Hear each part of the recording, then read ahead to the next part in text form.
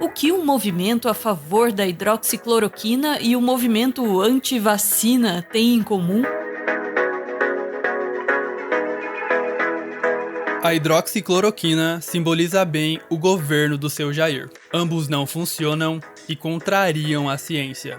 Acreditar em ambos pode levar à morte de milhões de brasileiros. No final de agosto, o Brasil ultrapassou as 120 mil mortes causadas pelo novo coronavírus. Esse lamentável e absurdo número de mortes é reflexo de um Ministério da Saúde já sem vida, que tem como única estratégia uma aposta já perdida em uma cura milagrosa. Temos mais boas notícias. Fruto de minha conversa direta com o primeiro-ministro da Índia, receberemos até sábado matéria-prima para continuarmos produzindo a hidroxicloroquina, de modo a podermos tratar pacientes da Covid-19, onde decidimos que o Laboratório Químico e Farmacêutico do Exército deve imediatamente ampliar a sua produção desse medicamento. Para piorar a situação, o governo do seu Jair deu de flertar com o movimento anti-vacina. Ô Bolsonaro, não deixa fazer esse negócio de vacina não, viu? Isso é perigoso. Oi? A vacina, ninguém pode obrigar ninguém a tomar vacina. É isso. Não queremos a vacina, nós temos a cloroquina. Não queremos a vacina, nós temos a cloroquina.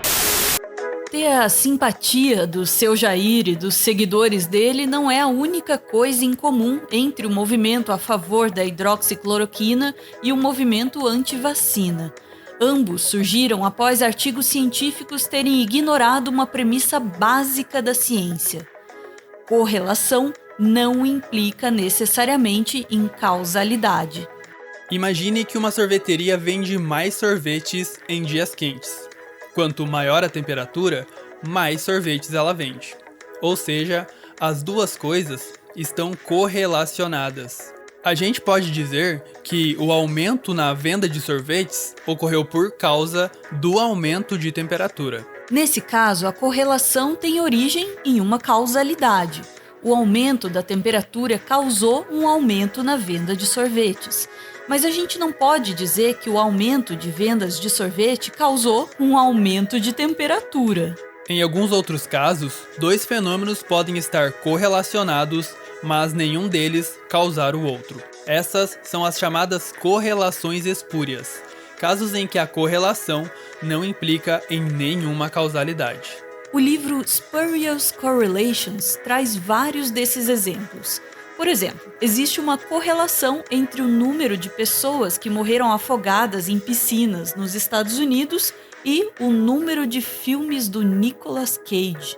A idade da Miss Estados Unidos, eleita em um ano, está correlacionada com o número de assassinatos por coisas quentes no mesmo ano. O consumo de queijo nos Estados Unidos está correlacionado com o número de pessoas que morreram enroladas no próprio lençol. Já a taxa de divórcios no estado de Maine, nos Estados Unidos, tem uma correlação quase perfeita com o consumo de margarina. Embora tenha uma correlação forte, a gente não pode afirmar que os filmes do Nicolas Cage são responsáveis pelas mortes por afogamento, ou que a redução no consumo de margarina vai diminuir o número de divórcios. Quando essas interpretações erradas dos dados vão parar em revistas científicas de prestígio, surgem fake news difíceis de desmentir. A confusão com a hidroxicloroquina começou em fevereiro, logo no início da pandemia, quando foi publicado esse artigo aí. Remdesivir e a cloroquina inibem efetivamente o novo coronavírus in vitro. In vitro quer dizer que os experimentos foram feitos com células em tubos de ensaio, não em pessoas. In vitro, o fogo também é capaz de matar o coronavírus, mas nem por isso os médicos saem por aí incendiando pessoas para tratar a Covid. Os vários tipos de estudos científicos, principalmente os médicos, podem ser organizados em uma pirâmide de acordo com o nível de evidência gerada. Os estudos in vitro estão na base, ou seja, a evidência gerada por eles é bem fraca. Até aí tudo bem, Pesquisas in vitro são super importantes, porque indicam se vale a pena ou não subir a pirâmide e fazer estudos mais detalhados usando esse ou aquele medicamento. O mito da hidroxicloroquina começou a tomar forma de fake news em março, com a publicação desse artigo liderado por um médico francês. Hidroxicloroquina e azitromicina como um tratamento para Covid-19, resultados de um ensaio clínico aberto não randomizado.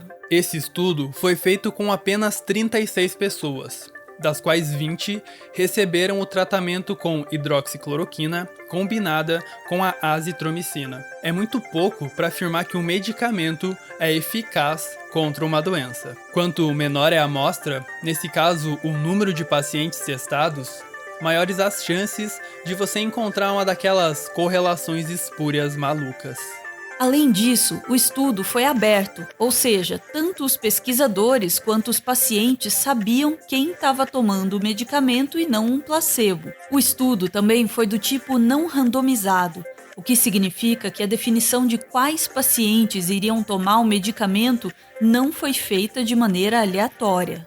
Estudos abertos e não randomizados são um problema porque, de maneira consciente ou mesmo inconsciente, os pesquisadores podem forçar a barra para encontrar uma correlação, que nesse caso tem grandes chances de ser uma daquelas correlações espúrias.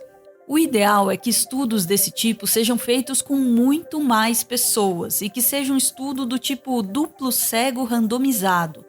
Em um estudo duplo cego randomizado, os pacientes que vão tomar o medicamento são escolhidos aleatoriamente e eles não sabem se estão tomando o medicamento mesmo ou apenas um placebo.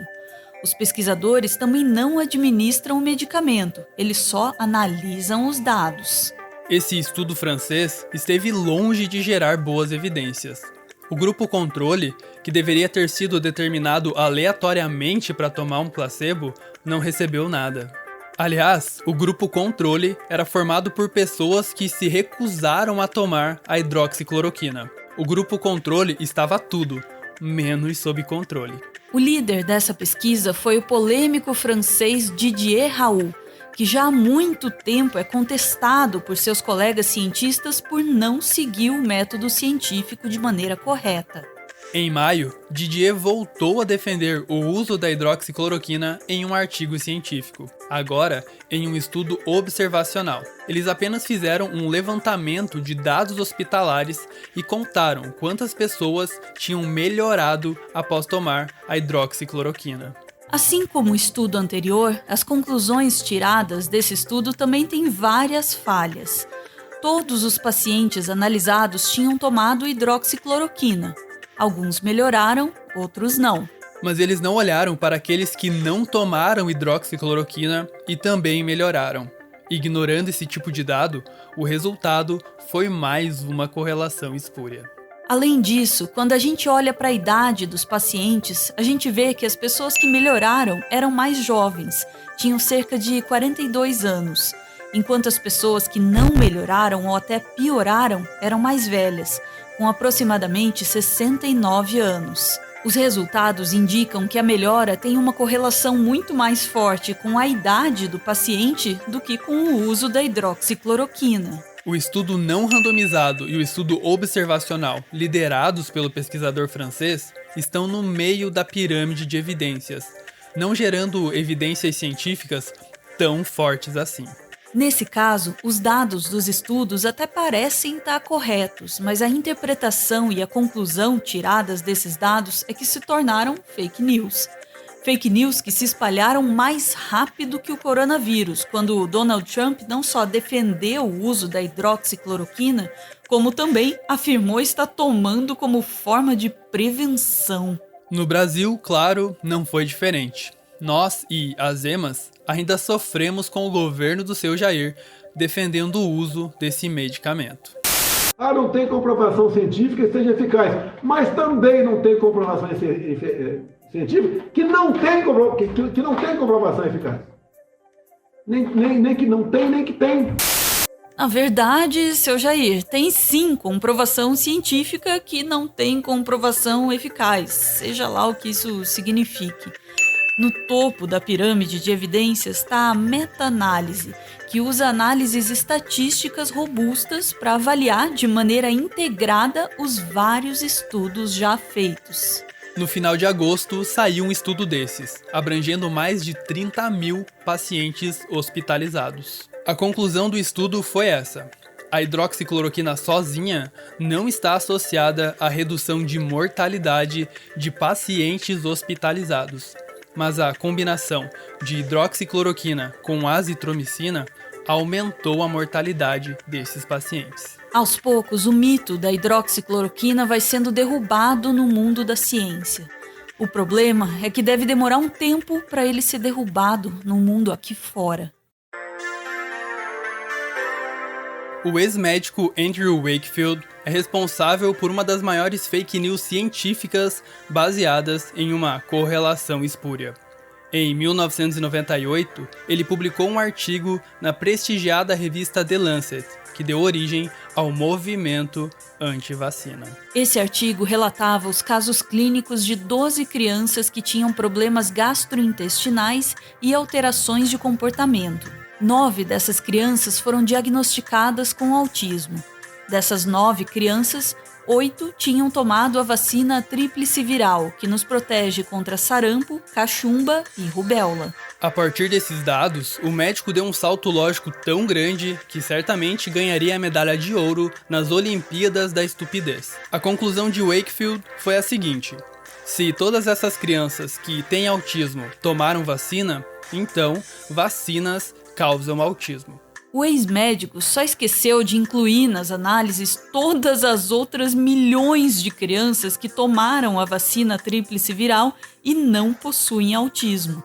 Ignorando esses dados, foi fácil achar uma correlação entre vacinas e autismo. Imediatamente à publicação desse artigo, pesquisadores do Programa Nacional de Imunização dos Estados Unidos questionaram os resultados, mostrando que os resultados eram muito mais uma coincidência do que uma causalidade.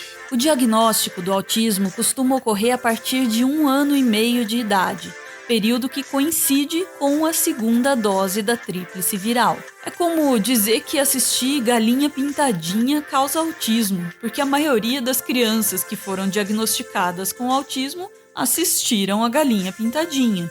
Logo saíram vários estudos clínicos e observacionais mostrando que não existe nenhuma relação entre vacinas e o autismo.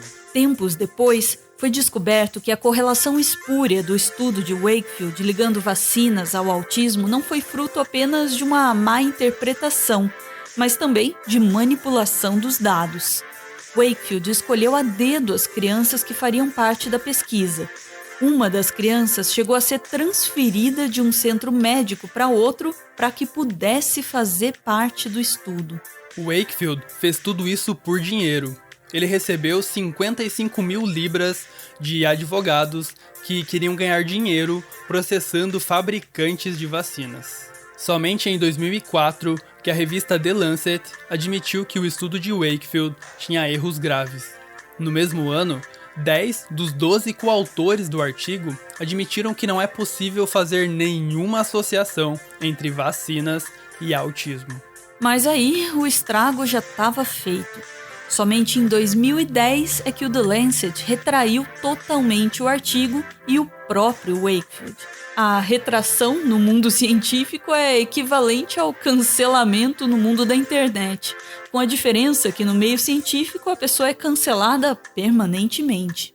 A correlação espúria entre vacinas e autismo a partir de dados manipulados por Wakefield é uma das fraudes mais graves da história médica. Surtos recentes de sarampo na Europa, Estados Unidos e até no Brasil ocorreram porque pais não vacinaram os filhos. Parte dessas crianças não foram vacinadas por descuido dos pais ou mesmo por negligência do governo.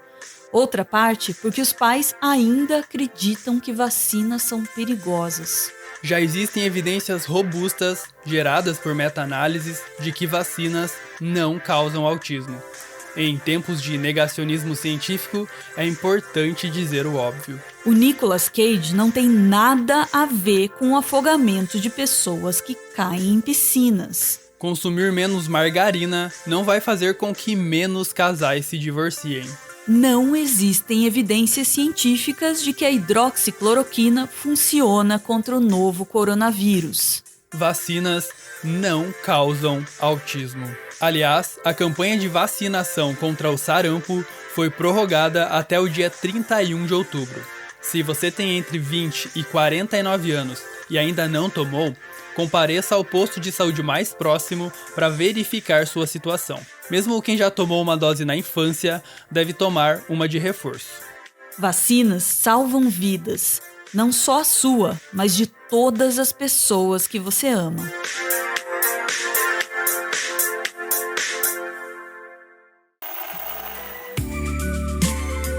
Esse aí é o Everton. Ele é mestre em Biologia Evolutiva e ele faz um doutorado em Ecologia na Universidade Federal do Paraná. Ah, e ele é fã do Carl Sagan, mas aí também, quem não é? O Everton é o responsável pela pesquisa e pelo roteiro do Meteoro.exp, o nosso quadro de biologia que você acabou de ver.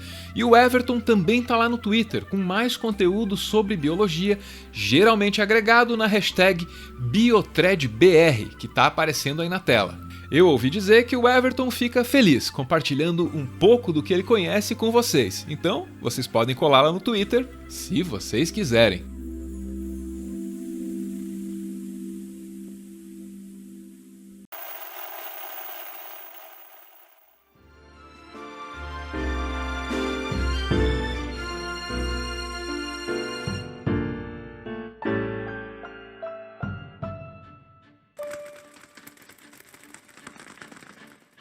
Muito obrigado por ver esse vídeo até o final. O Meteoro é mantido graças a uma campanha de financiamento coletivo. Quem participa aparece aqui no finalzinho para receber o nosso agradecimento ou então para homenagear quem ama.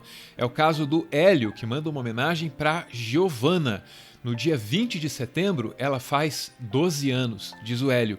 Hoje, quando você completa mais uma volta em torno do Sol, penso na sua trajetória até aqui e para onde ela vai te levar no futuro. Parece que foi ontem que você era meu feijãozinho. Os tempos hoje são incertos, mas você pode ter certeza que sempre poderá contar comigo na sua jornada lenta e difícil de felicidade, mas também de beleza, amor, suor e às vezes frustração rumo ao futuro. O papai te ama. Beijo, gente! Valeu!